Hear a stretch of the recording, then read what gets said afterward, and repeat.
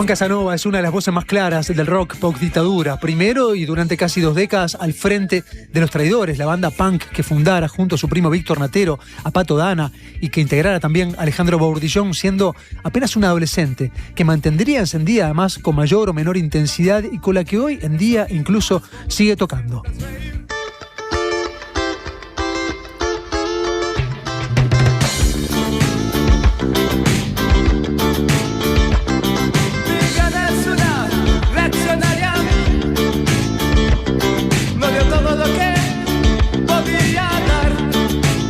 Luego fundó el proyecto musical Asimo, que despegó en 2010 junto a Gastón Otero, a Martín Ariosa, El Choncho, a Bruno Boselli y a Valentín Sanguinetti, y con el que siguió alimentando la hoguera musical. Es por el odio, la desesperación, por tanta pena, que está todo inflamado. Cuanto amas, alma y corazón, todo está ardiendo. Años después, durante la pandemia, estuvo al frente de Baimaca, la banda que fusiona el dub con el afrobeat y el rock psicodélico, con la que Casanova comenzó a mostrar los dientes con mayor enfado y a evocar la beta más rebelde de los Clash. La densidad se espesa,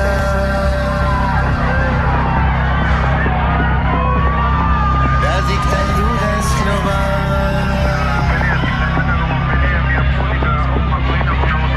su agenda es el exterminio de toda humanidad.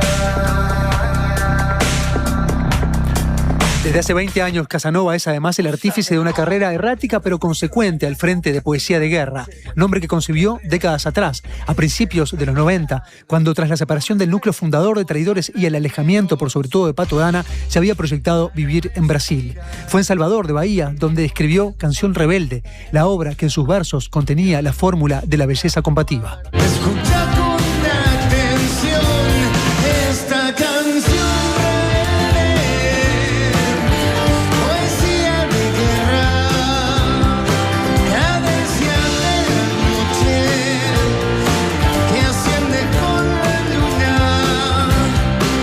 antigua. A lo largo de su recorrido por los escenarios siempre ocupó un lugar de un músico combativo, de poesía filosa, de mirada firme y de postura intransigente. No al estado policial, no al apartheid sanitario.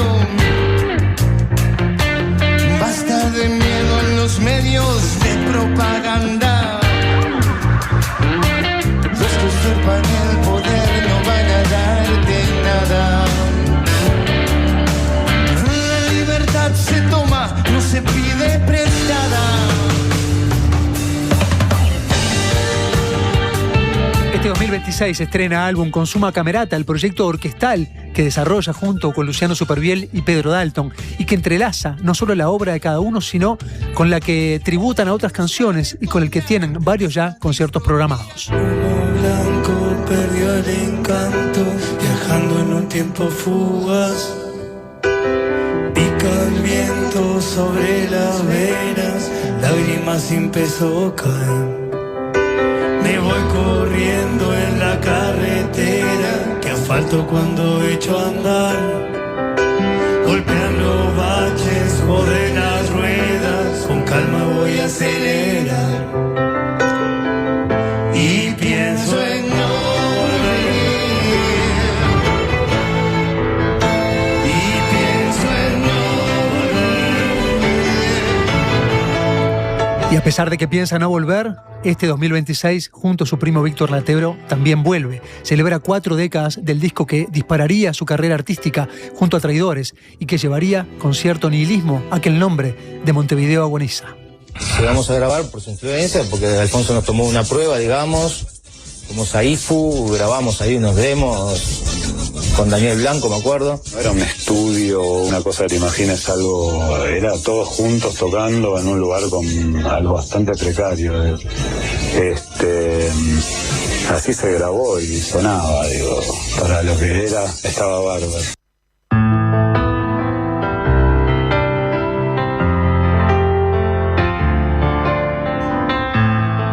Quienes Quienes están siguiendo la transmisión vía streaming ya lo vieron. Quienes no, se los presento. El señor Juan Casanova. Es un placer, Juan, que andes por acá. Gracias, Carlos. Un saludo a todos. Escúchame, ¿cuántas notas ya, Con la remera de Montevideo Boniza, además. Obvio. Qué linda. Con la camiseta puesta. Del propio merchandising. Exactamente. ¿Cómo llega esa remera, Juan? ¿Juan se la manda a imprimir o No, el equipo? No, esto es parte del merch de la banda y simplemente cuando pasé por la por el kiosco de la banda. Por el kiosco ya manoteé una. Impensado en otra época. ¿Fuiste de hacerte tu propia remera, por ejemplo, en algún momento? Claro, siempre hacíamos nuestras propias remeras, sí. ¿Serigrafía o pincel? No, pincel y a veces stencil, ¿viste? Esas cosas. Ahí va. Bien punkis.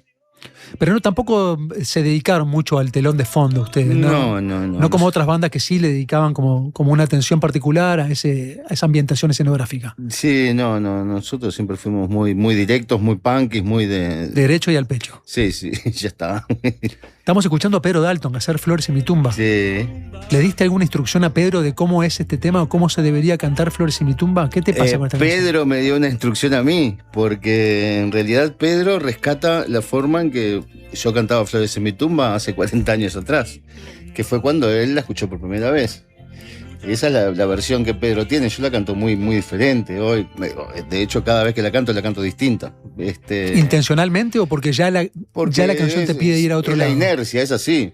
La canto como la siento, digamos. Y entonces aquellas melodías ya no más. Y Pedro, cuando surgió lo de que cantara Flores en mi tumba en la camerata, porque es un tema que le gusta, que conoce desde aquel entonces, retomó la canta como él la conoce originalmente. Estuvo muy bien, me gustó. Capaz que en alguna la vuelvo a intentar esa melodía, ya no me acuerdo cómo era. ¿Y qué te pasa con los arreglos en general? Porque también es una canción que ya tiene su propia forma, ¿no? Y que fue tan clásica, además del repertorio, que es difícil, ¿no?, retocarla, que es difícil llevarla a otros rincones. Bueno, Luciano la llevó a otro rincón. Sin duda. Digamos, la llevó a otro lugar, pero Flores en mi tumba tiene... Pero me refiero a vos, que sos parte de la composición. Sí, bueno, es que Flores en mi tumba ya de hecho es para mí, ¿cómo te podría decir? Estás cantando tu vida, ¿viste? No es una canción, ya pasa a otro nivel de cosas. La comunicación emocional con la gente cuando vos cantás esto pasa a otro nivel, ¿viste? De comunicación. Ya el tema no importa.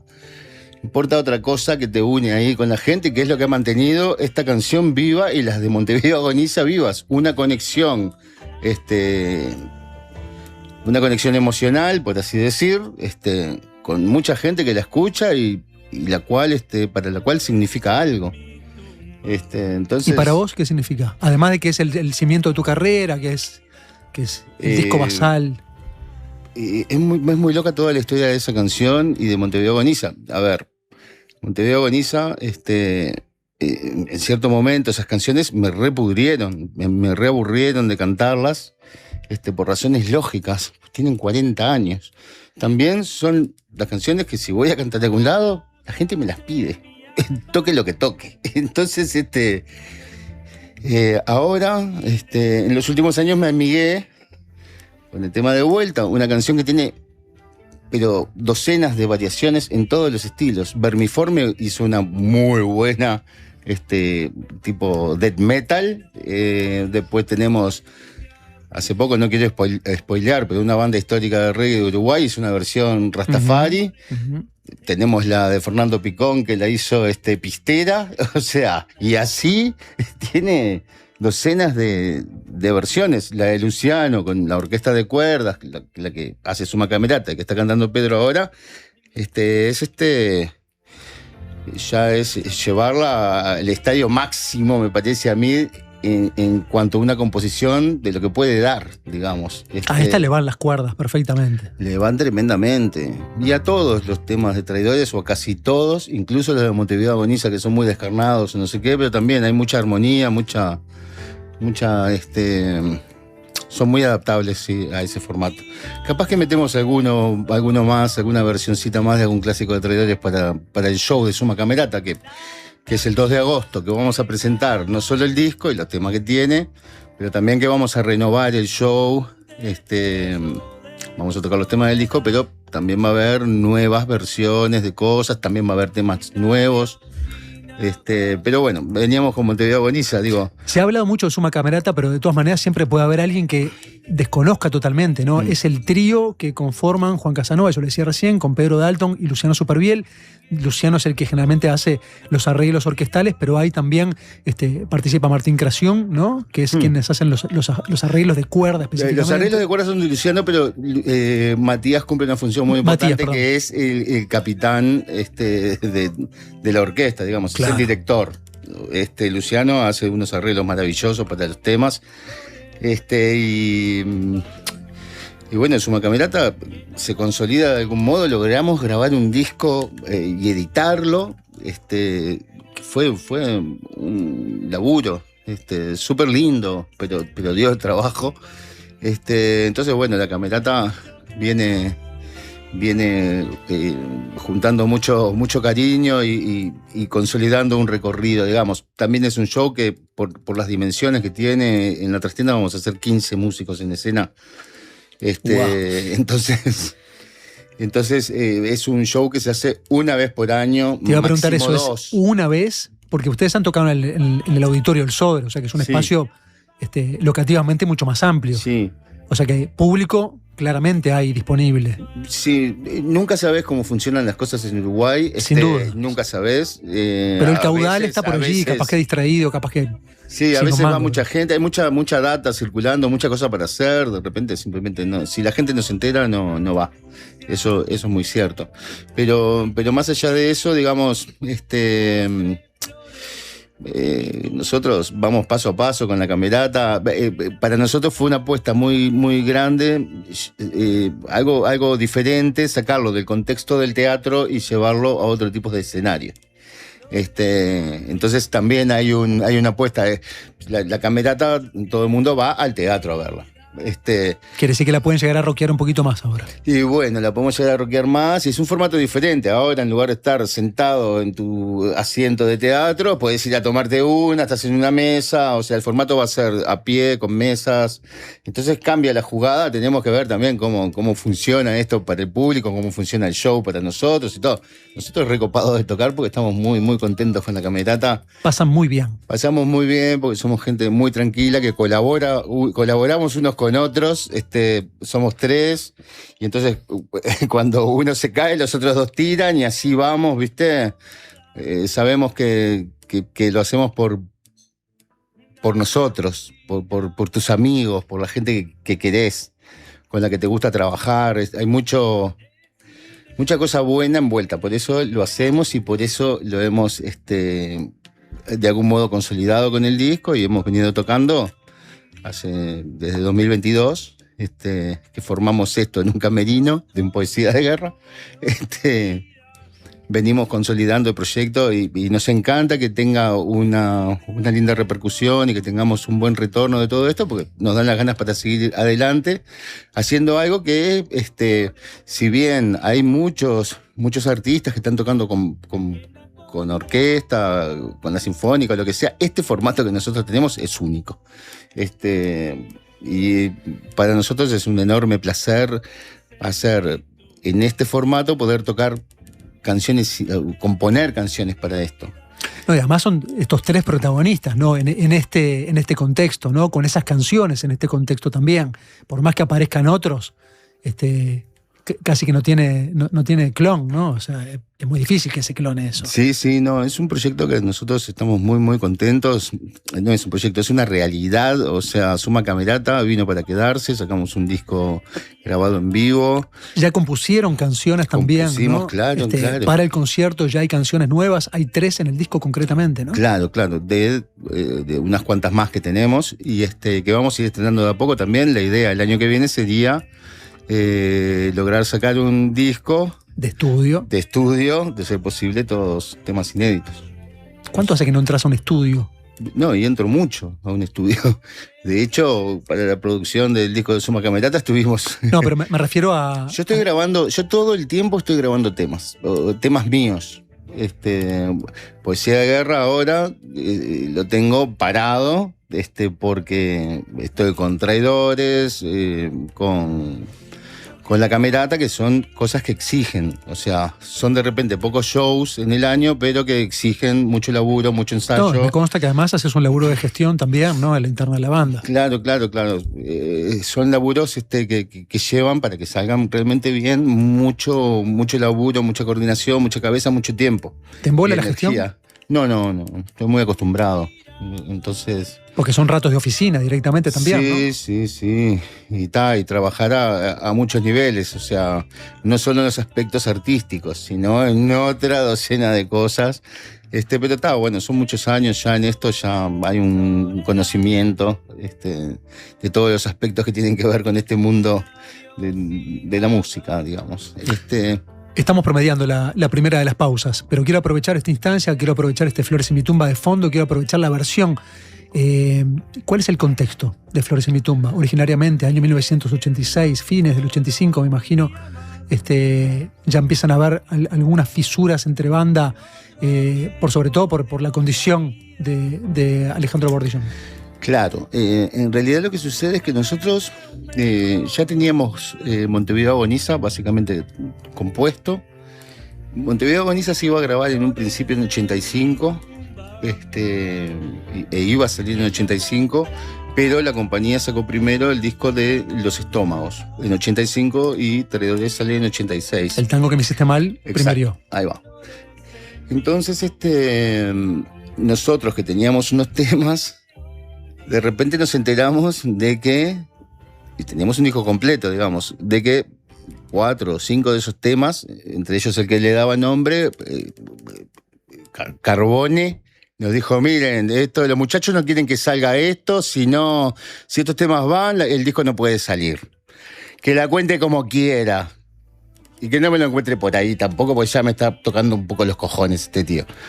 Pero Espera, no gastes polvo en Chimango. Después voy a venir a eso. Voy a venir específicamente a eso. Pero ¿cómo compusimos? Vayamos al Flores en mi tumba. ¿Cómo compusimos Flores en mi tumba? Bueno, nos quedamos sin varios temas que no iban a salir. Al final nosotros estábamos muertos porque era nuestro primer disco, estábamos re copados con el material que teníamos, súper contestatario para esa época. Claro, estás contextualizando porque Flores en mi tumba no era parte del repertorio original de aquel Claro. disco. Es una de las canciones de reemplazo, si se quiere, de las 5 que salen. Exacto. Que después, más tarde, quédense por ahí, vamos a hablar de ese tema también. Claro, como el tema es que nos faltaban temas y además para las desgracias totales, por eso Traidores es una banda muy difícil de entender lo que ha pasado, digamos, a lo largo de todos estos años, pero Traidores ya nació con un disco censurado por Orfeo directamente, con la noticia de que a Lale lo habían internado, porque en aquel tiempo, yo qué sé, fumaría porro. No quiero decir que él lo internó. Y no sé qué le habrán hecho, ¿viste? Porque en aquel tiempo se acostumbraba a quemarle los cables a la gente. La cosa es que Alejandro salió de afuera de la internación y no podía tocar más la batería. Entonces tuvimos que grabar como se pudo. Alejandro, que era el mejor batero que yo haya visto en Uruguay, tocó lo mínimo. Para la ensalada graffiti tuvo que incluso usar una máquina para completar más o menos los ritmos, porque no podía grabar más. Entonces Traidores nace en esas circunstancias en las cuales dijimos, bueno, ¿qué hacemos? Hasta acá llegamos. Y después, bueno, por las cosas que habíamos sobrevivido nosotros, porque nosotros no somos post-dictadura, nosotros hicimos la banda en finales del 83, 84. En la dictadura, nosotros no sabíamos que se iba a ir al otro día, ¿entendés? Que tampoco se fue. Entonces, claro, que no se fue, y las cosas para nosotros como adolescentes, como pibes en la calle, haciendo canciones y diciendo lo que pensábamos y lo que nos pasaba, la represión fue ahí para nosotros, ¿entendés? Porque nosotros sí nos comimos la dictadura, siendo unos niños, unos preadolescentes. Igual a los 15 años dijimos, vamos a hacer una banda, y salimos a pudrir todo lo que podíamos y a decir lo que sentíamos y lo que nos salía. Y chau. Entonces, bueno, en ese contexto de demencia total que le pasa esto a Alejandro, es que nosotros sacamos Flores en mi tumba, que está escrita para él. y chao. Y Flores en mi tumba, además, no solo habla de él, digamos, Alejandro es el gatillador, el gatillo que dispara esto. Pero en realidad nosotros, desde chicos, en el mundo de mierda en el que vivíamos, en ese Montevideo del eterno agonizar, yo, cuando tenía 14 años, pensaba en matarme. Esa es la realidad. Y pensaba matarme durante toda mi puta adolescencia y en toda esta demencia que estábamos metidos con traidores. De eso habla Flores en mi tumba también, ¿comprendés? Y por eso es que Flores en mi tumba hoy tiene relevancia en un país que es una mierda, que Montevideo agoniza, y mientras agoniza te mata. Por eso tenemos una epidemia de suicidios hoy. Porque las cosas nunca mejoraron, porque siempre estás corriendo atrás, porque siempre hay unos parásitos que viven de vos, que viven bien, y a vos te cagan. Y no tenés ninguna esperanza, los pibes no tienen ninguna esperanza. Y a mí me hierve la sangre porque siempre lo mío fue combatir. Y me da mucha pena que no le hierva la sangre a la gente joven ahora, que estén dedicados a la cagada. Y sobre todo que el futuro del país se nos mate a rolete. Que nadie se haga cargo. Son los mismos de siempre los que tienen y se reparten el poder. Siempre. Unos poquitos privilegiados, ellos y sus amigos. Y nosotros no hacemos nada. A tomar por culo todo. Me importa un carajo. Yo lo que tengo que hacer es seguir haciendo canciones. Porque a mí, hacer canciones fue lo que me rescató en aquellos tiempos oscuros.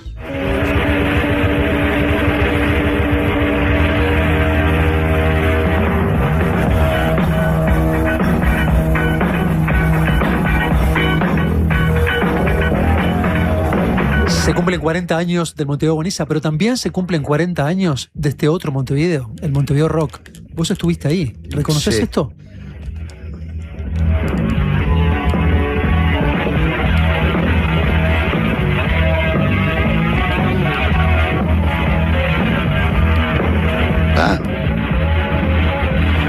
Sumo.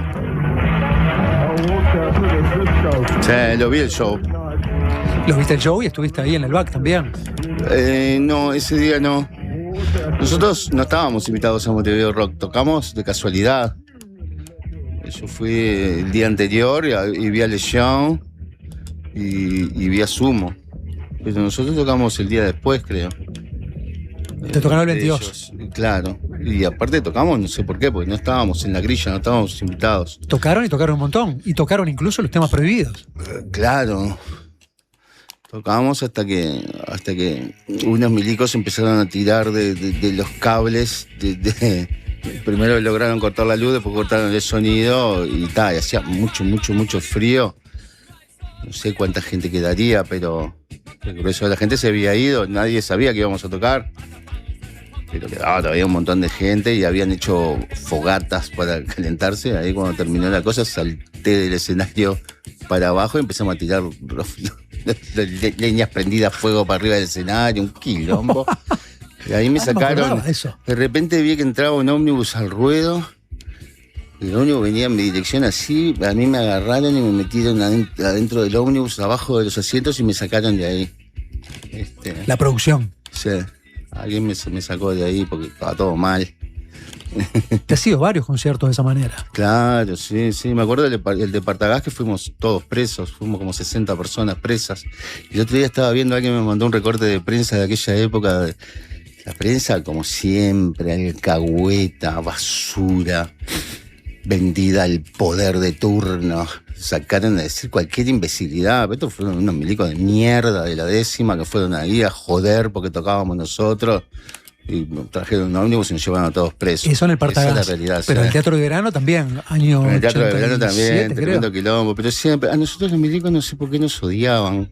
No sé quién sería, porque el común denominador, el policía, no tiene ni idea. ¿Me explico? Pero es el cantante de Hay una banda de órdenes. punk que puteaba arriba del escenario, ¿cómo no te van a odiar? ¿Quién quiere que te No, generara? pero el común de los milicos no. De hecho, más de un calabozo firmé autógrafos para los hijos de varios policías. O sea, entonces no es tan así. Siempre hay un cara de orto con cargo. Lo mismo de siempre. Los que lo tienen chiquitos son los que mandan. Ustedes han celebrado ya el repertorio en otras oportunidades. De hecho, con Traidores, una década atrás, conmemoraron los 30 años con una serie de conciertos en el Teatro Solís. Pero hablemos del contexto en el que se gesta aquel álbum. Escuchemos lo que vos, lo que el Pato Dana, lo que el Ale Bordillón, lo que Ricardo Andraya, lo que Víctor Ratero me decían casi 2 décadas atrás, Juan, en un especial de La Púa de colección sobre aquel debut discográfico. Sí, es un disco callejero, es un disco gestado en la calle, en salir de madrugada por Montevideo, de conocer íntimamente la ciudad, sus horrores, y también las cosas buenas. Justamente ensayábamos con guitarras folclóricas y el Ale Bordillón, me acuerdo que tocaba con una valija, y lo compusimos y los ensayamos ahí en el Cordón, allá en la villa, allá por el Cilindro, en las playas, Ramírez, Positos, la Plaza Varela. Es guerrilla urbana. Bueno, después de estar boludeando todo el día, tratábamos en la noche de buscar dónde ensayar. Y como lo que teníamos para ensayar eran unas guitarras folclóricas, ¿no? Y el famoso maletín de Alejandro, donde abrías el maletín, estaban los 2 palos de Alejandro y ya está. Lo podíamos hacer en cualquier lado. Ah, sí. La valija le pegaba a la valija. Como quien hizo una caja de zapatos. De cartón. Y andábamos divagando por la playa Positos, ¿viste? Los 4, fraguando qué íbamos a hacer. Si íbamos a hacer alguna vez estrellas, ¿viste? Éramos admiradores y fanáticos de los Beatles hasta hoy. Podríamos haber hecho una banda Beatles. Pero el influjo del punk nos ayudó, nos dio la fuerza como para, por ejemplo, agarrar las guitarras acústicas y para después de encontrar un batero que practicar arriba de una valija. O sea, el hazlo tú, que sí se puede, que no tenés que ser una megastar y todo esto que sabemos. Así llegamos a grabar Montevideo Bonito. Llego por intermedio de la madre de Carlos Alejandro Bordillón, que era el batero original de Traidores. Éramos compañeros de oficina con la rusa, como le decíamos. Que Ricardo Andraya trabajaba en el Palacio de la Música y le acercó un demo que teníamos a Alfonso Carbone. Un demo bastante precario, pero que contenía canciones que el tipo supo ver. Un día aparece la rusa con un cassette en la mano y me dice: tengo grabado algo de Los Chicos y quiero que vos lo escuches. Lo escuché. Así como lo escuché, se lo llevé a Alfonso Carbone, que trabajábamos juntos en Palacio de la Música, y la frase de Alfonso fue: tráelos ya. ¿Qué te pasa cuando escuchás todo esto? Este resumen con un montón de compañeros que ya no están incluso. Bueno, es la realidad de las cosas. Ya está, es así, fue así. Así fue hecho Montevideo Agoniza, por eso tiene mucho de esta calle, por eso se llama así. O sea, por eso también me parece que nunca nos interesó demasiado proyectarnos al exterior ni nada por el estilo. Nosotros somos de acá y hablamos de las cosas que nos pasan acá. Y está. ¿Esa llegada con Carbone fue para poder entrar en la ensalada de graffiti en primera instancia? No, ¿O ya hablaban de disco en ese momento? No sé, fuimos, grabamos unos demos un poquito mejores de lo que teníamos. Pero es todo muy raro porque si vos escuchás el sonido de Montevideo Agoniza, el sonido de lo que estamos escuchando, y muy cuidado no estaba. No sé si tuvimos 48 horas para grabar Montevideo Agoniza de estudio, a ver si nos entendemos. Así suena. No creo que le importara mucho a estos muchachos. Lo que les importaba era tenernos en catálogo. Pero las condiciones en las que grabamos fue una mierda. Eso ¿Y qué ahí alternativa no lo había decíamos, en ese contexto? ¿Qué alternativa tenían en ese contexto? Ninguna. No teníamos ninguna alternativa. Y era esto, pintó esto, bueno, grabar y después lo que te conté al principio, que pasó con el Montevideo Agoniza. Así que fue todo. ¿Qué me pasa a mí? Ya no puedo ni pensar en este tipo de cosas, ni en la historia, ni nada, porque ya te digo, a mí me quedó ¿cómo podría decir? Quedé totalmente traumatizado con una tremenda tristeza después antes de sacar el primer disco de Los Traidores. Nunca nos pudimos recuperar. Por eso es que también la historia de Los Traidores ha sido así como es. Esa es una verdad, ya vino cagada. Nuestro segundo y tercer disco los hicimos solamente porque teníamos un contrato. Es así. En particular el tercero, el álbum negro ese, Compusimos, pero ya la banda se había terminado antes de grabar el primer disco. Gracias a estas caruchas. No les importó nada, les importaba tenernos ahí. Si nos moríamos, probablemente era mucho mejor porque hubieran vendido más discos. Aquel trabajo discográfico fue publicado en el año 1986, de que se conmemoran 40 años, ¿no? Ya en democracia, pero no con las totales libertades, ¿no? Una recomendación hizo que 5 canciones del repertorio fueran reemplazadas, entre ellas incluso la que daba nombre al disco. En aquel especial de La Púa, me acuerdo que conversé independientemente con cada uno de ustedes y ni Víctor, ni el Pato, ni en Pompón Bordillón, ni vos tenía tan claro por qué habían terminado cediendo a la propuesta a la que habían cedido. De hecho, sobrevolaba la idea de la autocensura. Escuchemos qué me decía hace unas semanas el propio Alfonso Carbone. Si fuera autocensura, para empezar, no los hubiera sacado.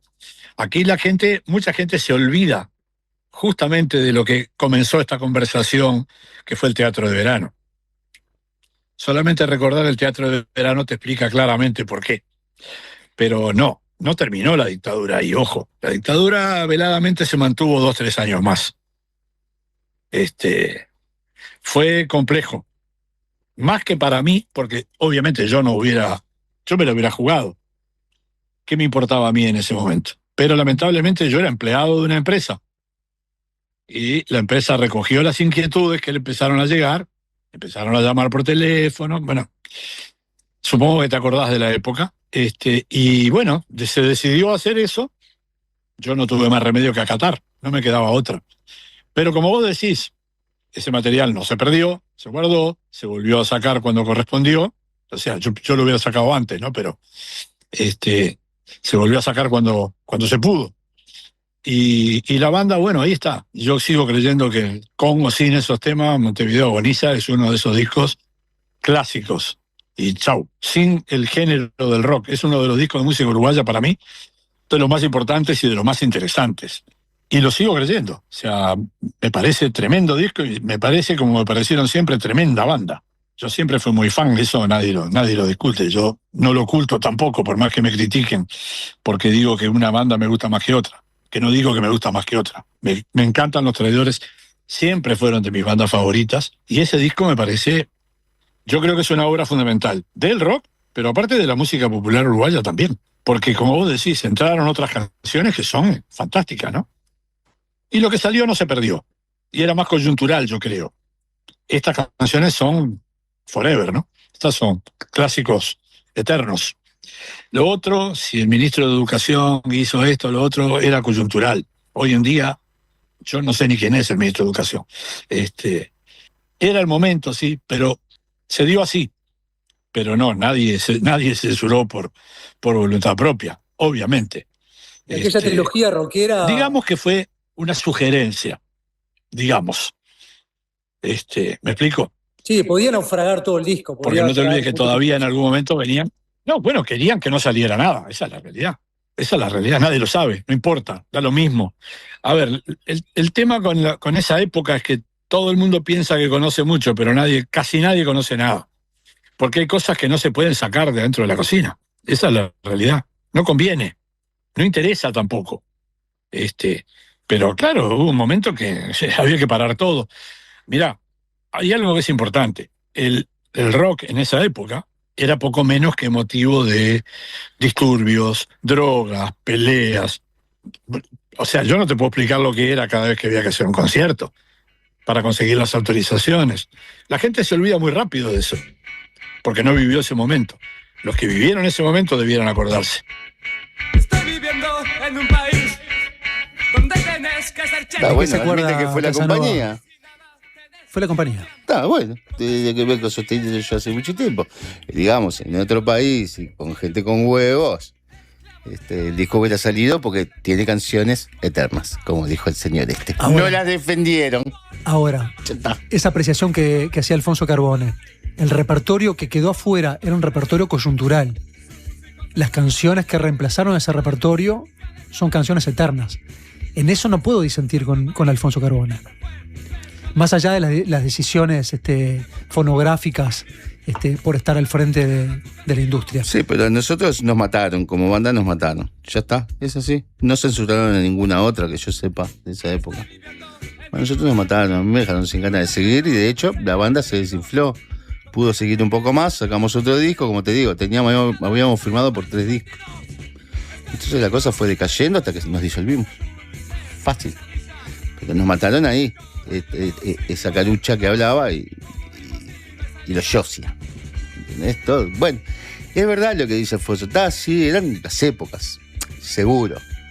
Ya está. Lo que pasó, pasó. Ahora, las pero cosas capaz son que como incluía ese son. repertorio y no salía el Podríamos disco. haber quedado en la historia si alguien hubiera tenido huevos y haberse plantado. Si hubiéramos tenido más hombres en lugar de gente que acata y que Pero se arrodilla. si lo publicaban y lo censuraban y lo sacaban de las disquerías, no trascendía. Te das cuenta que queda allá arriba para siempre. No te das cuenta que... ¿Me explico?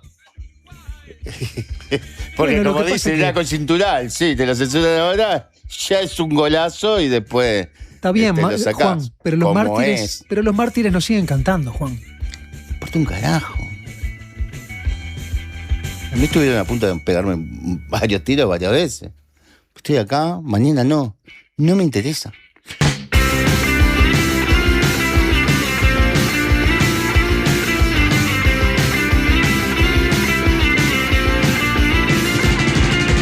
Buenos días, presidente.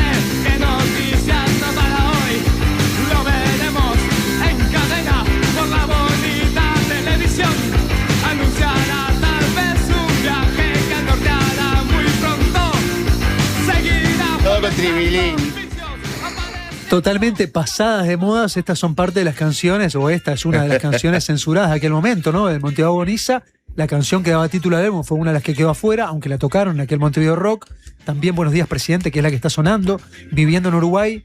Las Noticias Nacionales, que es la que utiliza básicamente Amexeira todas las jornadas para hacer la apertura del cierre de noticias. Y Barrio Rico, que yo me acabo de enterar que Barrio Rico no era parte del set list de aquel No, álbum. no. Era un demo que todavía no estaba pronto para publicar. No, ni iba a ser publicado. Barrio Rico es un tema que hicimos en las viejas épocas de graffiti, cuando el único lugar que había para tocar era allá en Carrasco.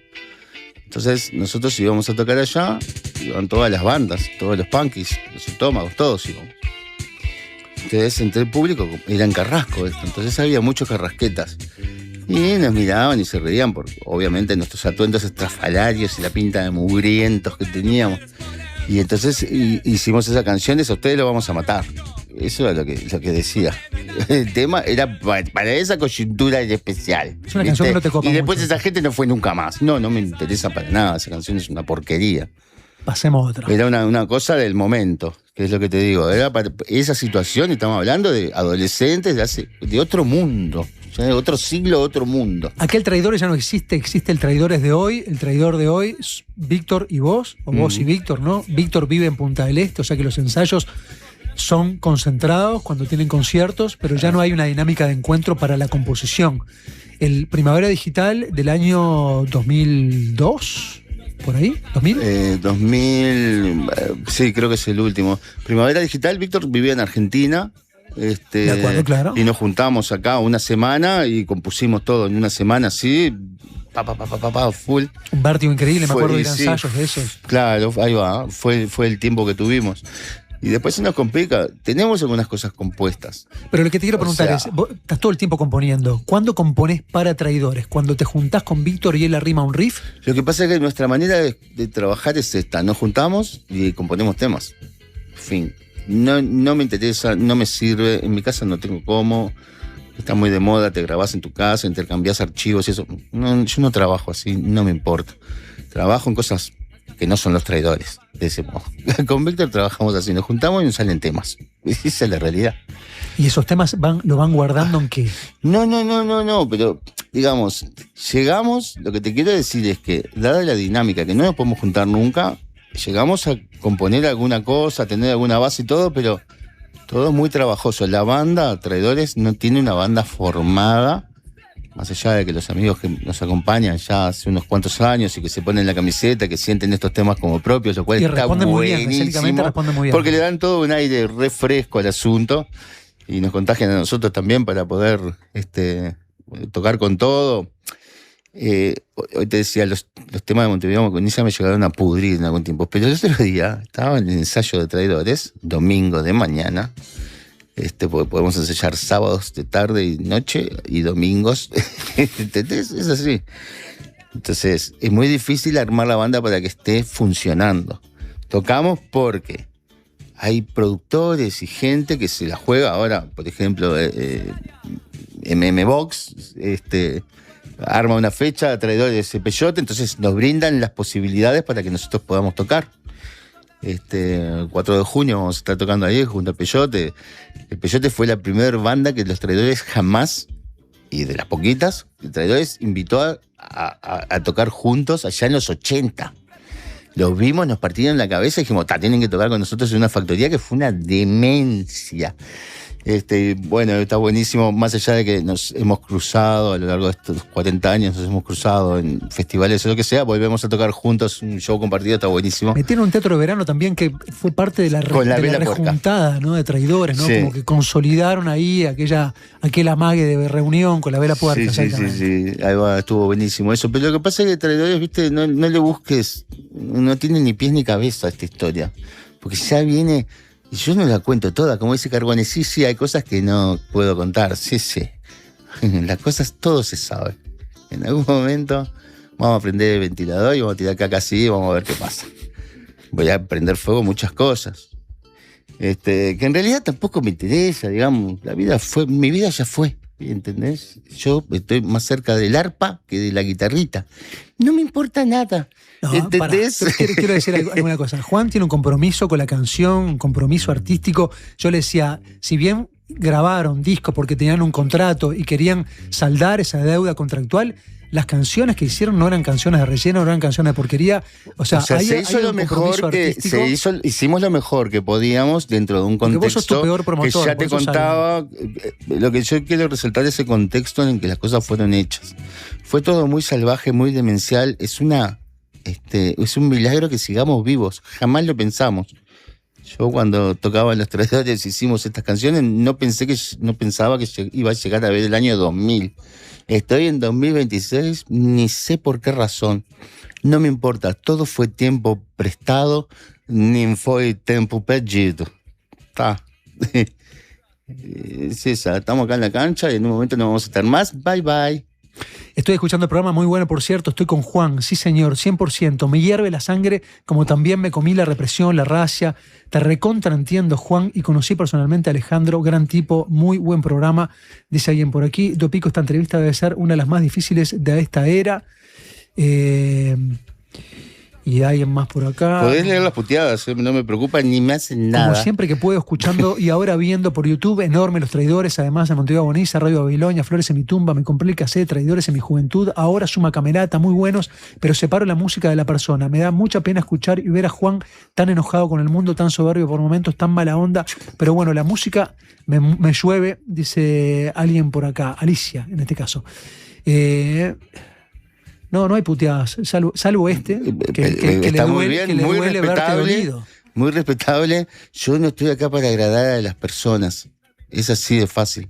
No te pido nada a vos, no sé qué esperarías de mí.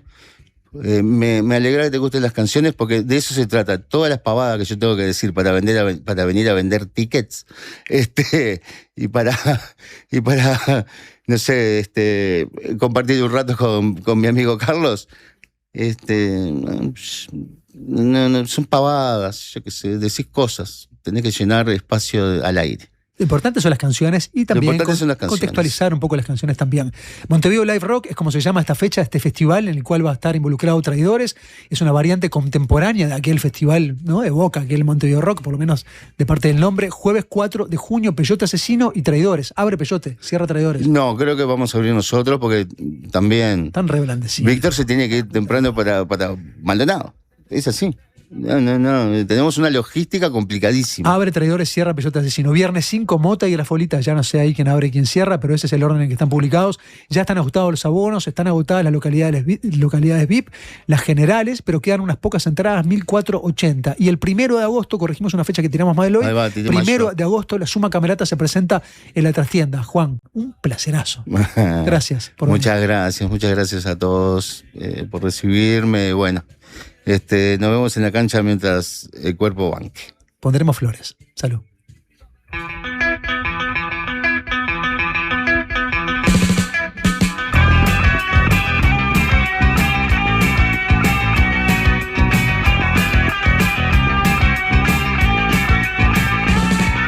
Mentiras que corren por la ciudad, mentiras escondidas en la oscuridad, mentiras que juegan con la impotencia, mentiras que acusan a la inocencia, falsa inocencia que ellos mismos crean, utilizan los medios para que te la creas, mentiras que siempre